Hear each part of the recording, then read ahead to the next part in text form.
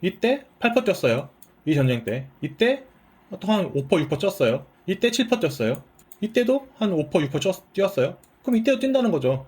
안 뛸 이유가 전혀 없어요. 왜냐면 전쟁 때문에 리스크를.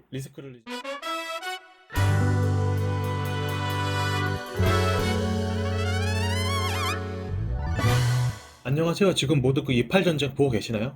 뭐 되게 지금 안타까운 사건이 벌어지고 있는데, 저는 오늘은 좀뭐 이제 뭐 그 인권 이런 거 좀 벗어나서 순전히 투자자 입장에서 한번 이거를 보려 그래요. 이 사태를.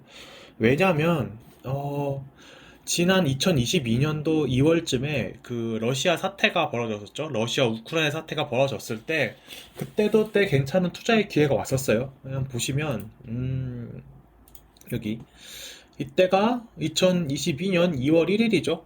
이때 완전히 주가가 2017년 정도까지 밀렸다가 다시 반등하는 그림을 보여줬거든요. 이게 왜냐면 러시아 같은 경우에는 자원이 부국이고 뭐 밀과 화석 연료 같은 걸 공급하고 있기 때문에 절대 망할 리가 없다 생각했었고, 그래서 좀 매수가 들어갔었는데 생각보다는 전쟁이 오래 갔어요. 근데 어쨌든 간에 이렇게 올라왔다는 거, 물론 저는 이제 ETF로 들어간 것도 있고 중간에 중간에 상패 위기도 있어가지고 한 뭐 이 정도쯤에서 나왔던 것 같은데, 어쨌든 제가 생각했던 레벨까지 왔다는 거. 근데 뭐 이거는 그렇게 중요한 건 아니고요.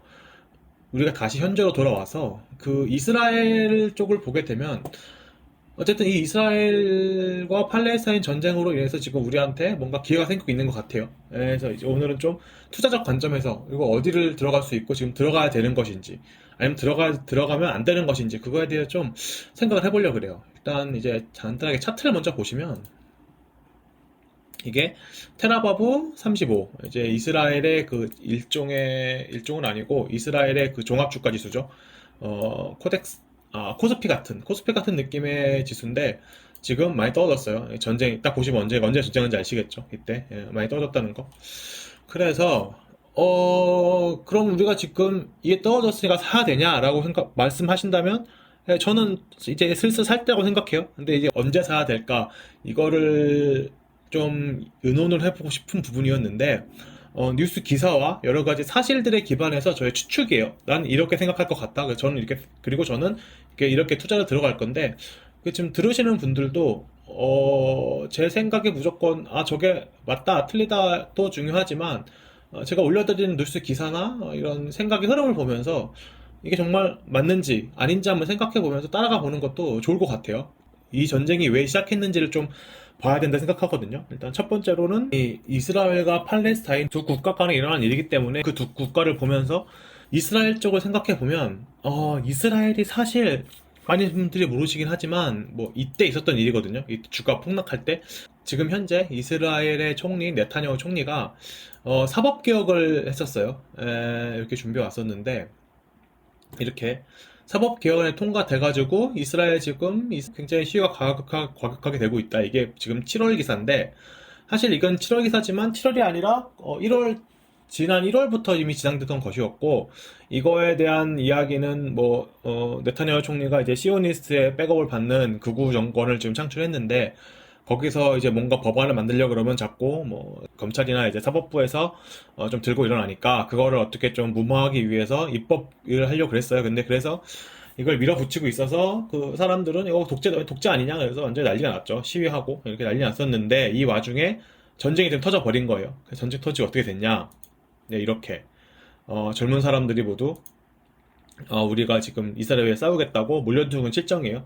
이미 그 네타냐후가 했던 그 사법 개혁 같은 건 관심에서 멀어졌고, 사람들은 이제 무조건 팔레스타인만 보고 있죠. 이거 사실 많이 보던 것들인데, 예전 임진왜란 때 아시죠? 임진왜란 때, 그 도요토미 히데요시가 뭘 했냐면, 이미 거기 다 일본을 평정하고 나서, 이제 내부에서 서로 이제 기분이 안 좋잖아요. 서로 다 싸우던 사람들이니까. 그래서, 이제 눈을 돌리죠.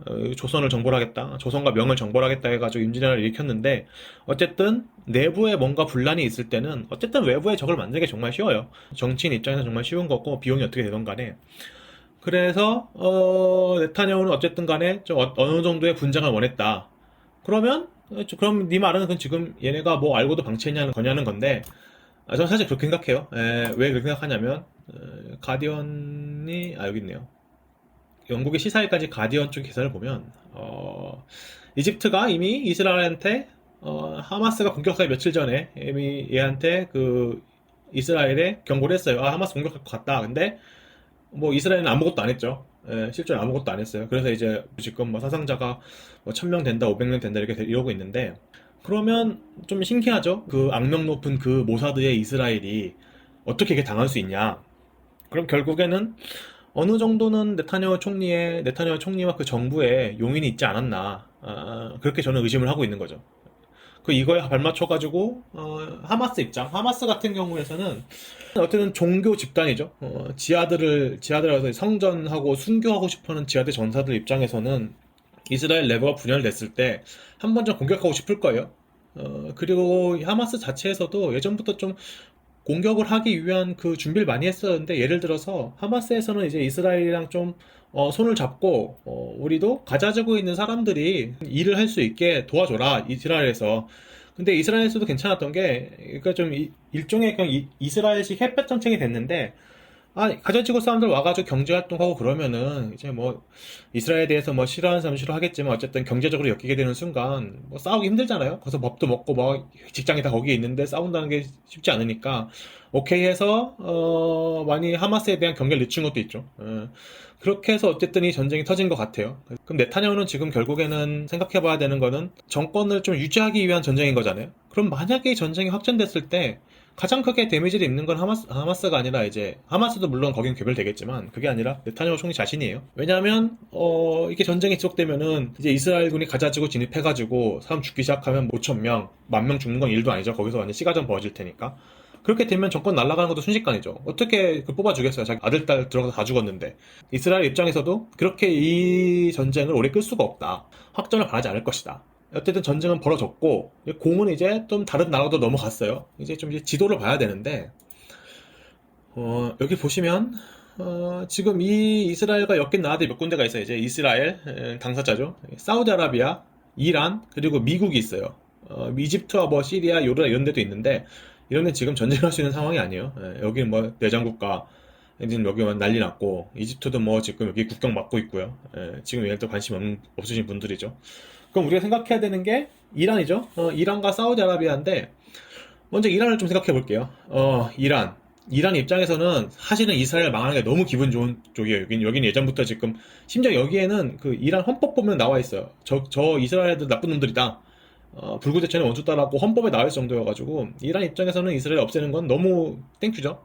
그리고 실제로 얘가 그 레바논의 헤즈볼라, 이스라엘 가자지구 안에 있는 그 하마스를 지금 도와주고 있어요. 그건 실제로 팩트고.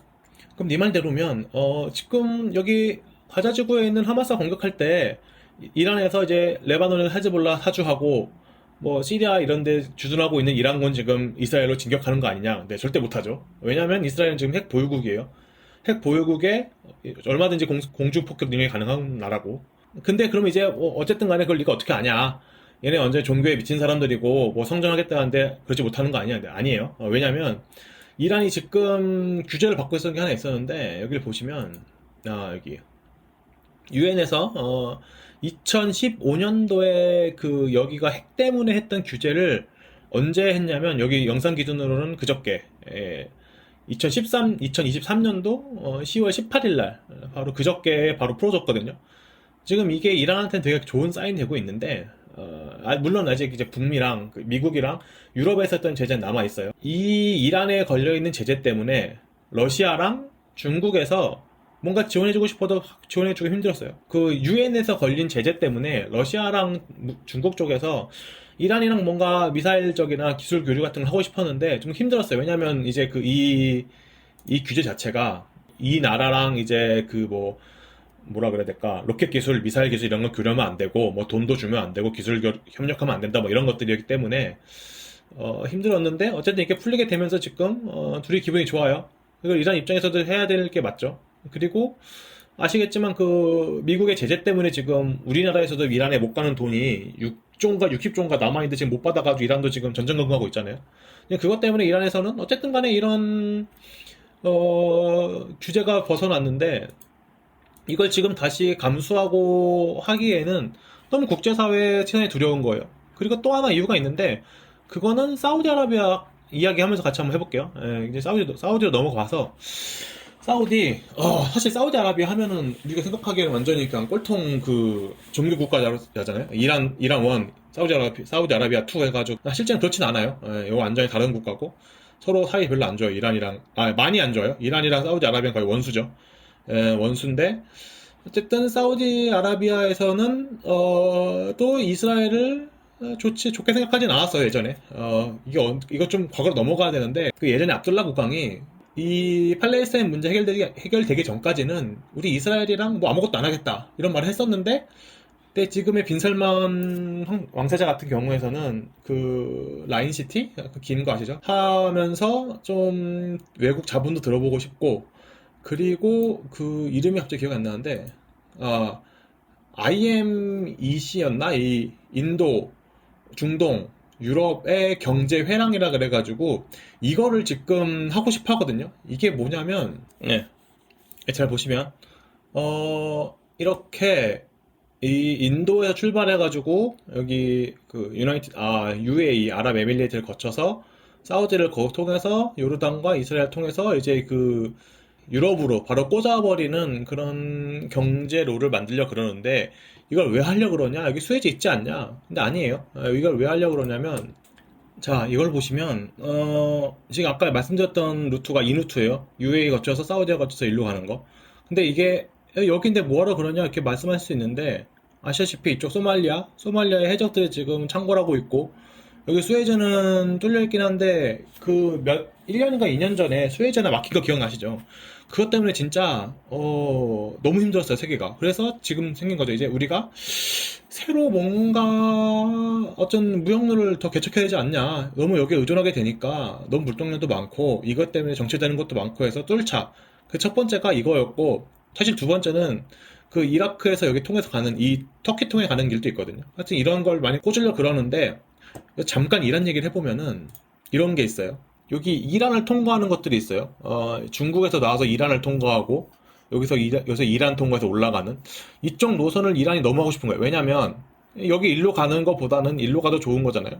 여기서 지금 눈 뜨고 이 경쟁국들한테 뭔가 당하게 생겼는데 만약 이란이 여기서 또 규제를 받아가지고 나쁜 국가가 돼버리면 이런 완전 물 건너가는 거죠. 누가 일로 가겠어요? 여기 규제돼가지고 저기서 돈도 못 보내고 들어갔다가 어떤 일 당할지 아무도 모르는데 절대 일로 안 가죠. 다 일로 통해서 가죠. 그래서 이란 입장에서는 지금은 그렇게 공격적으로 할 수가 없다. 그렇게 말씀드리고 싶었고 어쨌든 다시 본론 돌아와서 이 사우디에서는 이렇게 이스라엘 팔레스타인 분장에 깊이 끼고 싶어 하지 않아요. 왜냐면 끼는 순간 완전히 진흙탕 싸움이거든요. 왜냐면 보세요. 만약에 이 사우디가 하마스의 손을 들어주게 되면은 이스라엘은 완전 척을 지겠죠. 그럼 이제 아까 말했던 그 교역로는 물 건너가는 거예요. 그럼 반대로 만약에 사우디가 이스라엘 손을 들어줬어요. 물론 힘들긴 하겠지만 그럼 두 가지 문제가 있는 게 사우디아라비아 내에 있는 사람들이 좀 들고 일어나겠죠. 아니 이거 말이 되냐? 우리가 어떻게 이슬람 형제들 버리고 이렇게 이스라엘과 손을 잡을 수가 있냐? 첫 번째. 두 번째는 이제 여기 있는 이제 극렬 무장 단체들이 열받아가지고 여기다가 이제 통상로에다가 테러를 하겠죠. 니를 한번 당해봐라. 그러면 여기 아주 엄청 골치 아파요. 지금 여기 다 지금, 이란으로 가는 거, 이쪽 아덴만 걸쳐 가는 거, 다 지금 해적이랑 뭐 전쟁 때문에 못 가고 이제 안전한 데로 간다는 게 이곳인데, 이것마저 테러 때문에 얼룩져 버리면은, 사우디 입장에서는, 구상하고 있는 많은 것들이 좀 안 좋아지는 거죠. 그래서 여기서 하나 더 봐야 되는 게 그럼 사우디아라비아에서는 어떻게 생각하고 있냐 이스라엘에 대해서 또 재밌는 또 통계가 하나 있어요. 여기 있네요. 여기서 나오는 통계인데 그럼 도대체 이스라엘에 대해서 어떻게 생각하고 있나? 우리 생각에는 사실 사람들이 많이 안 좋아할 것 같은데 또 그렇지가 않아요. 여기 보면 이스라엘이랑 비즈니스나 스포츠 같은 거를 할 때 뭐 어떻게 생각하냐 그러니까 한 40% 정도? 38% 정도가 오케이 좋다.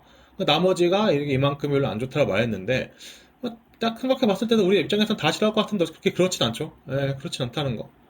생각보다 지금 아직까지는 좀 인식이 좋아지고 있다는 걸 보여주고 있고 그리고 젊은 층에서는 더 그래요. 뭐 당연하겠죠 이거는. 왜냐면 나이가 드신 분들은 실제로 이스라엘이랑 전쟁한 기억도 있고 그 중동 전쟁으로 해서 안 좋을 수 있는데 어쨌든 젊은 세대들은 점점 이스라엘에 대한 호의도가 올라가고 있다. 여기에 더불어서 봐야 되는 게 여기 하마스에 대한 사우디의 뷰거든요. 생각보다 네가티브한 게 많아요. 네가티브가 거의 이제 뭐 90%? 뷰가 좋지가 않은 게 왜 이러냐면은 하마스가 하도 여기서 문제를 일으켜버리니까 이 사우디나 아랍 사람들이 외국 나갔을 때 테러리스트 취급해버리니까 사우디나 아랍 애들이 미쳐버리는 거예요. 아니, 우리는 선량한 아랍 시민인데 그냥 이슬람을 믿는. 왜 너네가 이런 것 때문에 우리가 피해를 봐야 되냐. 이런 생각이 되게 강하거든요. 그렇기도 하고, 솔직히 하마스가 지금 이슬람 율법을 그렇게 같이 지킬지도 모르겠어요. 왜냐면 이슬람 율법에 보면은 여자 죽이면 안 되고, 애들 죽이면 안 되고, 부상자 죽이면 안 되고, 막 그런 건데, 그런 거 없죠. 지금 이슬람 율법을 전혀 지키고 있지 않은 사람들이죠. 그래서 사우디 내에서도 하마스에 대해 좋지 않다. 근데 아까 했던 말이 있었죠. 사우디가 그 팔레스타인에 대해서도 도와줄 수도 있다. 이런 말 했다는데 그건 여길 봐야 되는데 그 사람들이 좀 오해하고 있는 게 있어요.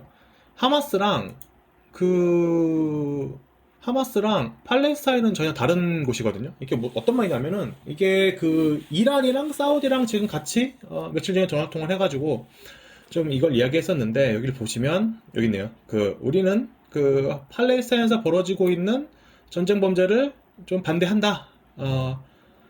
그러기도 했었고 무하마드 빈 살만 같은 경우에서는 또 어떤 말을 했었냐면은 여기 있네요. 어쨌든 우리가 그곳에서 벌어지는 일이 더 진행되지 않도록 maximize effort 뭐 최고의 뭔가 노력을 하겠다 이렇게 말을 했죠. 이제 이거에 대해서 사람들은 이거 지금 사우디랑 얘네가 그 팔레스타인 돕겠냐는 거 아니냐? 아니죠. 왜냐면 얘 분명히 말했어요. 팔레스타인이라고.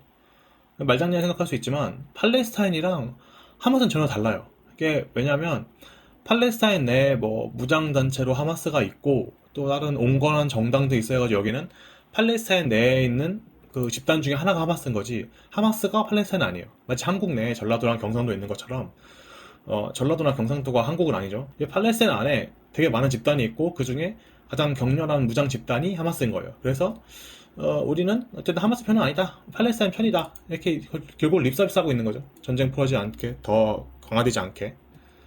이걸 보고 사우디가 하마스를 돕는다는 건 좀 나이브한 생각 같아요. 제 생각엔. 자, 다시 여기로 와서 그러면 이란도 지금 확전을 바라고 있지 않는 거죠. 왜냐면 정확히는 확전을 하고 싶지만 얘가 직접적으로 뭔가를 할 수 없는 입장이죠. 손이 발발이 묶였고 사우디아라비아 입장에서는 지금 이스라엘이랑 관계도 좋아지고 있고 하마스랑 뭐 이 국민 내 그 별로 인상은 좋지 못한데 굳이 도와줄 이유도 없고 안 도와줄 이유도 없는 거예요. 그래서 그냥 가만히 있는 거고 그렇다고 어디서 뭐 전쟁할 것도 아니에요. 이스라엘이랑 전쟁할 수도 없을 거고 지금 사우디아라비아는 세계랑 같이 뭔가 하고 싶어하는 국가인데 다시 중동 전쟁 일으킨다는 건 말이 안 되죠.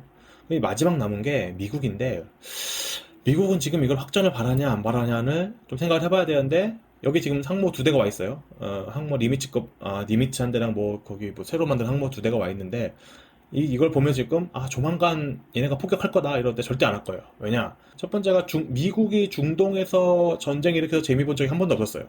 혹시 있었으면은 댓글 달아주세요. 전혀 없었어요, 얘네들이. 그리고 두 번째로 만약에 얘가 여기서 폭격한다. 그럼 다 뛰어들겠죠. 여기 시리아, 이집트, 뭐 사우디 뭐 이런 여기서 못 참아요 이제 이라크 이런데 다 이제 뛰어들어가지고 여기서 완전히 난장판 벌어지는 제 5차 중동 전쟁 될 텐데 그럼 어떻게 되겠죠? 그럼 딴 게 문제가 아니라 기름이 뛰겠죠. 보세요. 여기 지금 안 그래도 기름가 올라가고 있는데 여기서 이제 기름까지 여기서 이제 공격해버리면은 진짜 올라갈 거예요. 이거에 대해서 그 재밌는 리포트가 하나 있었는데 잠깐만요. 네, 이걸 보시면 블룸버그에서 낸 건데 그냥 가자 지구에서만 뭔가 있으면은 오일이 한 4달러 올라갈 거고 프록시오라 그래가지고 가자, 웨스트뱅크, 서한지구, 레바논, 시리아까지 뭉쳐진 전쟁이면은 8달러. 근데 만약에 이스라엘이랑 이란이랑 같이 그냥 전쟁해버린다. 그럼 64달러예요. 64달러면 지금 어디냐면은 한 여기죠. 여기 140달러가 여기까지 올라가는 거죠. 여기. 이러면 이제 끝이에요. 지금 미국 안 그래도 인플레 때문에 죽으려고 그러는데 이거 지금 기름값을 올린다? 말이 안 되는 얘기죠. 결국 미국은 여기 와서 너네 그만해. 지금 중지하고 있는 거예요, 나름. 지금 그거에 대한 노력으로 바이든도 이스라엘 방문했었고 그걸 말고 이제 그 국무총리인가 그분도 지금 여기 지금 아랍을 순방하고 있거든요.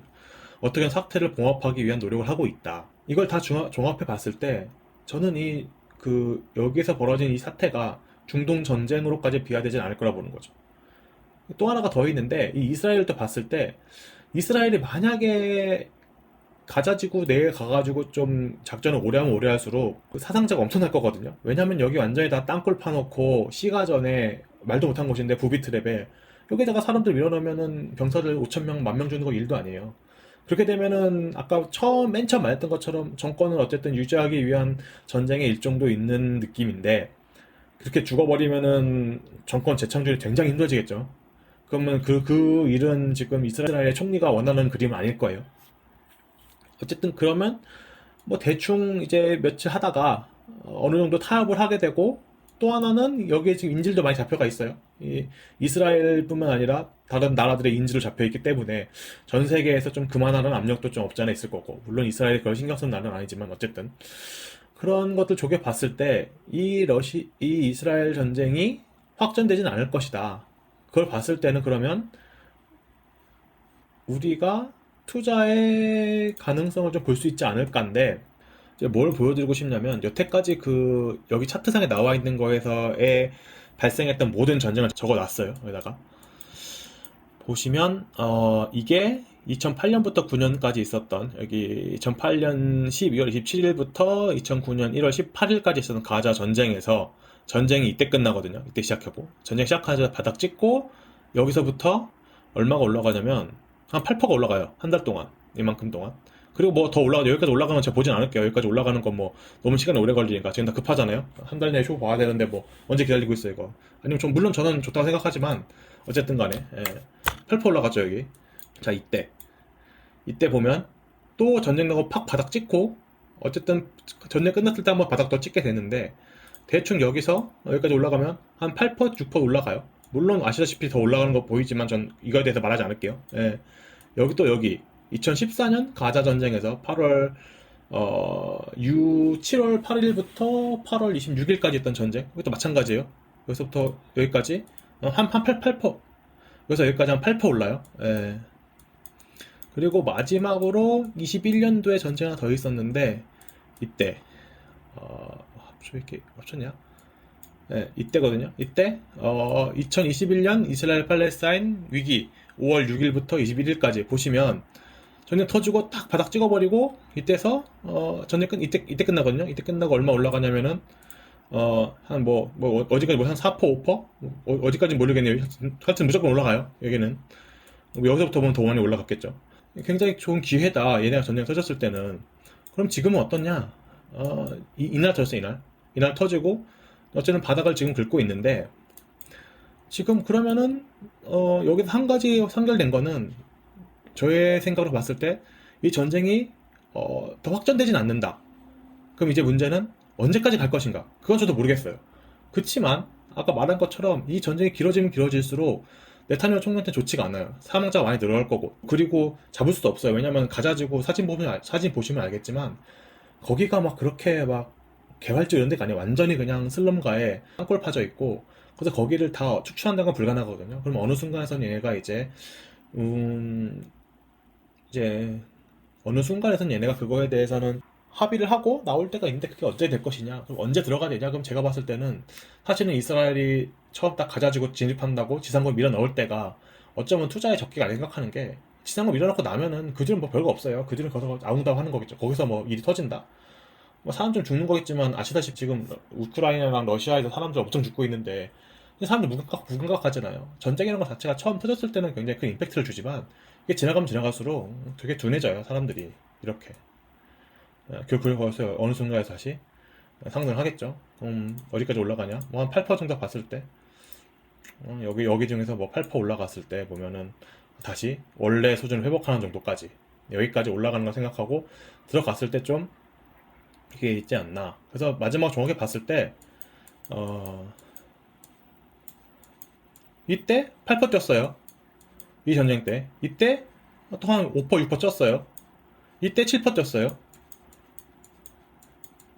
이때도 한 5%, 6% 뛰었어요. 그럼 이때도 뛴다는 거죠. 안 뛸 이유가 전혀 없어요. 왜냐면 전쟁 때문에 리스크를 지금 프라이싱 한 거기 때문에 안 뛸 이유가 없고, 그래서 언제든 저는 만약에 이스라엘에서 지상군을 보내겠다라고 말했을 때 저는 들어갈 예정이에요. 그래서 이거가 제가 지금 갖고 있는 생각의 흐름인데 혹시 다른 분들 어떻게 생각하시는지는 댓글로 달아주시면 좋을 것 같아요. 그래서 근데 오늘 여기까지 마무리하고 마지막으로 그럼 도대체 어떻게 추적해야 되냐? 여기 이런 좋은 게 있어요. EIS라고 한국으로 치면은 고스피를 이제 추종하는 애들 있잖아요. 걔네들처럼 만들어 놓은 MSI, CI 지수인데, 그러니까 걔네들을 추종하는 이제 ETF를 만들어 놨는데, 이걸로 이제 나스닥 사시면 되게 간편하게 구매할 수 있다는 거. 이렇게 있고, 지금 47.27달러인데, 뭐 제 생각엔 더 빠질 것 같아요. 이런 식으로 해서 기술적 분석을 해보면은, 보통 이제 이 보라색 라인 밑에 내려갔을 때는 보통 다 반등 나오긴 했는데 이제 뭐 여기까지 올라오겠죠. 잘 모르겠지만 기술적 부분은 제가 뭐 전공하는 쪽은 아니어가지고 어쨌든 이제 그 이스라엘에 대한 투자의 기회가 오고 있다. 그게 뭐 지금 들어간 건 좀 그렇고 이스라엘에서 이제 가자지고 들어가는 땅 쳤을 때 그때 들어가면은 좀 뭔가 어느 정도 바닥을 잡을 수 있지 않을까 그런 생각을 한번 공유해주고 싶었어요. 네, 오늘 여기까지입니다.